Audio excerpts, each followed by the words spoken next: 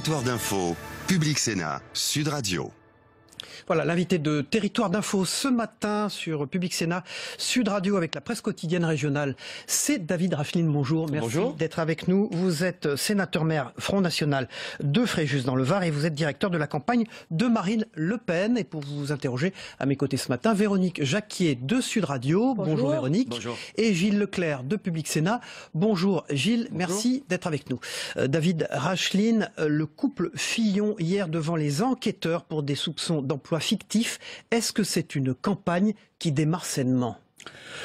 Écoutez, je ne sais pas. Ce que je peux vous dire, c'est qu'il y a eu un certain nombre d'informations qui ont été données par la presse. Il faut que Monsieur Fillon réponde et nous explique si, oui ou non, le travail pour lequel Madame Fillon a été rémunérée a été effectivement réalisé. Si c'est le cas, très bien.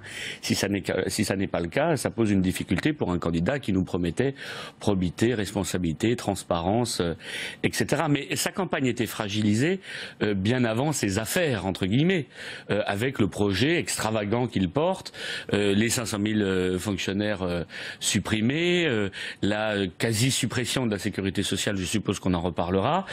C'était une campagne qui était déjà fragile et sa fragilisation est amplifiée aujourd'hui avec les affaires. Vous regrettez quand même ce climat, parce que finalement on parle peu des programmes, on parle assez peu du fond des choses.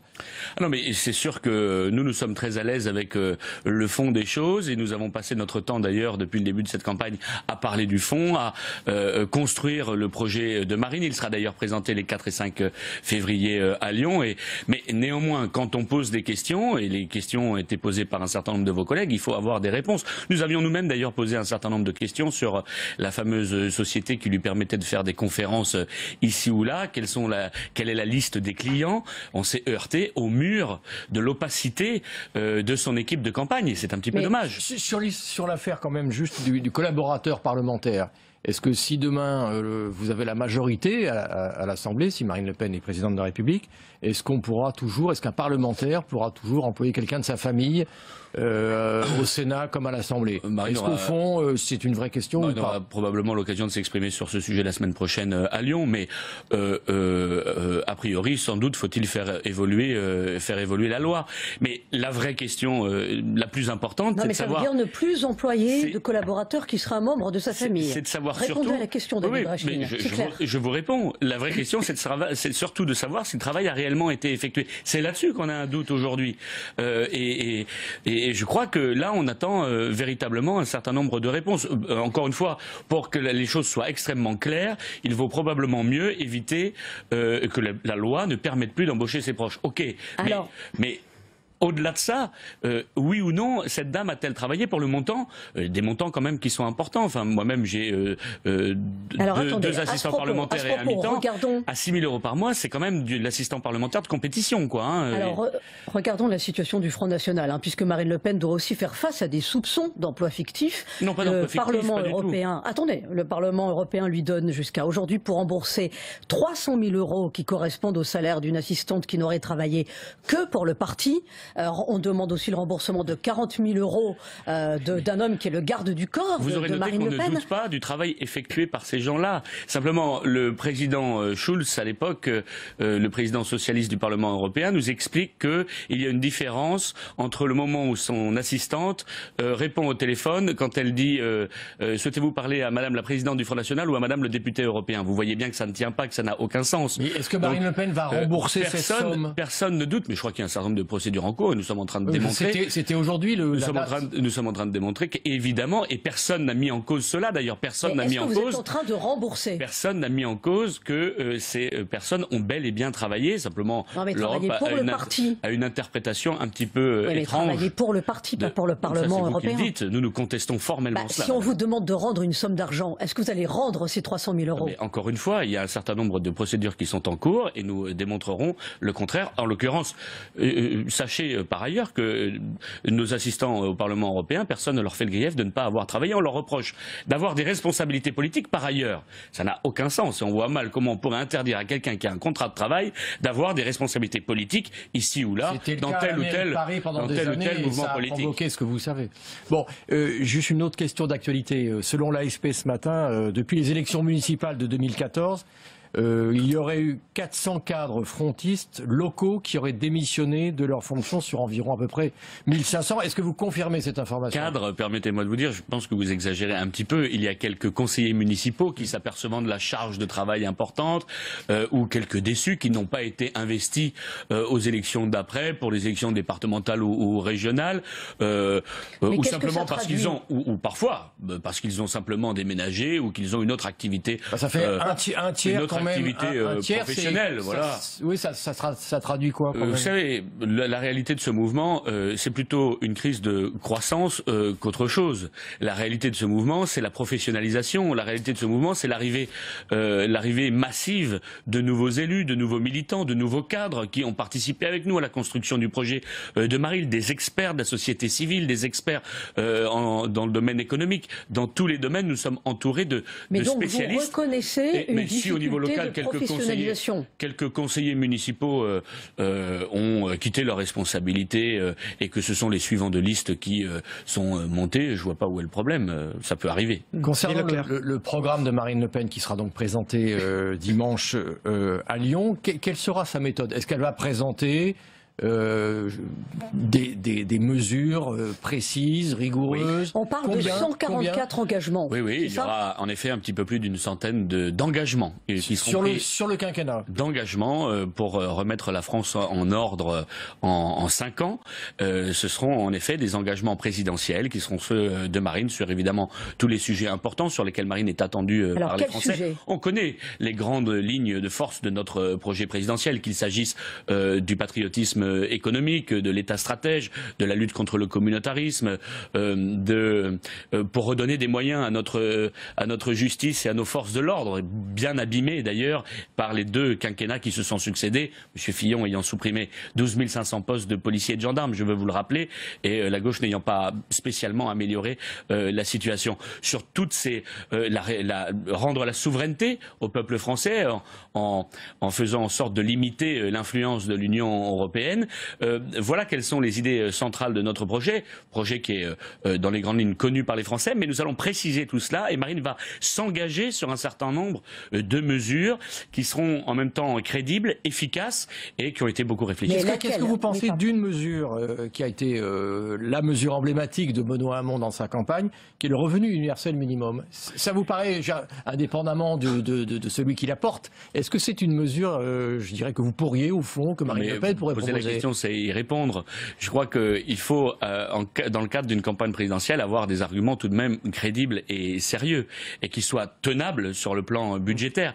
La problématique de ces primaires, d'ailleurs, ce dont on s'aperçoit avec les primaires, c'est que les différents candidats du Parti socialiste et des Républicains en arrivent à avoir des projets qui sont extravagants, parfois même folkloriques.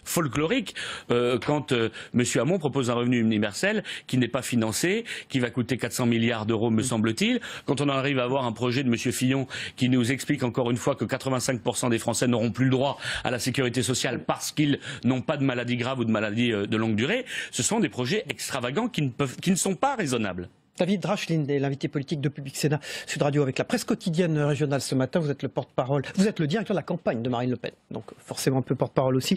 Un rapport, le 22e, inquiétant de la Fondation Abbé Pierre, indique l'existence de 896 000 SDF, 3,9 millions de mal logés, 12,1 millions de personnes en situation de fragilité. Ils vont voir tous les candidats à l'élection présidentielle, vont-ils venir voir Marine Le Pen ?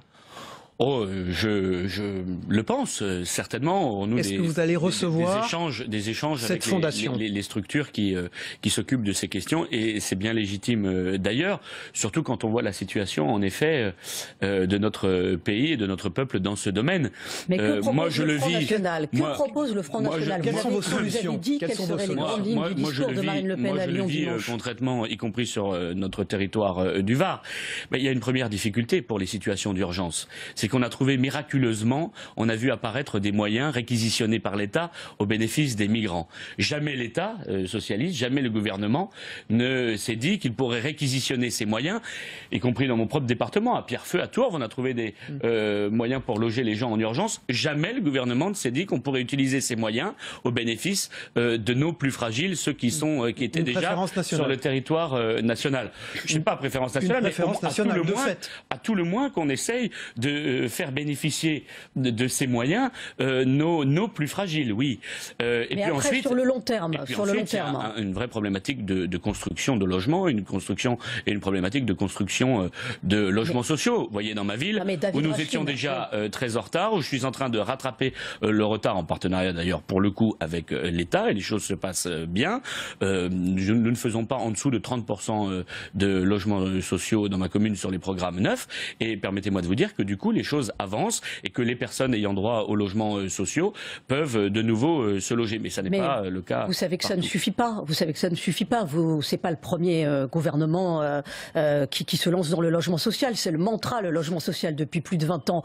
On le voit là, en 10 ans, plus 50% de sans domicile fixe en plus. Donc on a affaire à une très grande pauvreté. Que prône le Front National pour lutter contre cette très grande pauvreté? Mais il y a deux parties, encore une fois. Il y a la solidarité nationale qui doit s'effectuer d'abord à l'égard de nos propres compatriotes, en effet, avec une politique de priorité nationale, parce qu'aujourd'hui, il n'y a pas de critères, il n'y a que des critères sociaux dans le cadre de l'attribution des logements sociaux, et pas de critères de citoyenneté, de nationalité. Cela, il faut évidemment le faire évoluer. Et puis il y a le retour vers l'emploi. Il y a notre volonté de refaire partir l'économie pour que chaque Français puisse bénéficier d'un emploi. Pour ça, il faut du patriotisme économique. Pour ça, il faut du protectionnisme intelligent. Pour ça, il nous faut notre souveraineté budgétaire, notre souveraineté économique, notre souveraineté monétaire pour agir véritablement sur l'économie, tandis qu'aujourd'hui nous sommes soumis aux politiques folles, ultralibérales de l'Union européenne. David Rachlin, pour parler justement d'État souverain, dans l'actualité il y a évidemment les mesures de Donald Trump. Interdire l'accès à un territoire national en fonction d'une croyance religieuse, est-ce que ça vous choque? Mais ça n'est pas en fonction d'une croyance religieuse en l'occurrence, c'est en fonction d'un territoire, d'un pays duquel vous provenez. Et semble-t-il... apparemment les chrétiens de Syrie et d'Irak, ils n'ont pas de problème pour venir, ce sont les musulmans qui ont des soucis. Mais non, si c'était les musulmans, l'ensemble des pays musulmans seraient frappés par ça. Par exemple, je crois savoir que l'Arabie Saoudite n'est pas frappée par ce décret. Par conséquent... mais vous trouvez que c'est du protectionnisme intelligent? Soyons raisonnables. Ça ne veut pas dire pour autant que je partage cela et que nous comptons nous y prendre de la même manière. Ça veut simplement dire que les États-Unis manifestement craignent pour leur sécurité intérieure et donc ils prennent des mesures en conséquence. En ce qui nous concerne, nous ne comptons pas dupliquer la politique de M. Trump en tout point. Je vous le dis de manière extrêmement claire. Mais pour autant, nous sommes sensibles au sujet de la sécurité intérieure. Et nous disons que sans frontières, M. Fillon a déclaré il y a très peu de temps que les frontières étaient de la démagogie et un leurre. Et il prétend pour autant limiter l'immigration. On voit bien qu'il est dans l'enfumage le plus complet, mais proposer la limitation de l'immigration ou même des quotas sans avoir de frontières, c'est une escroquerie, madame. Car dans le cadre de Schengen, dans le cadre de l'Union européenne, les frontières aujourd'hui n'existent plus.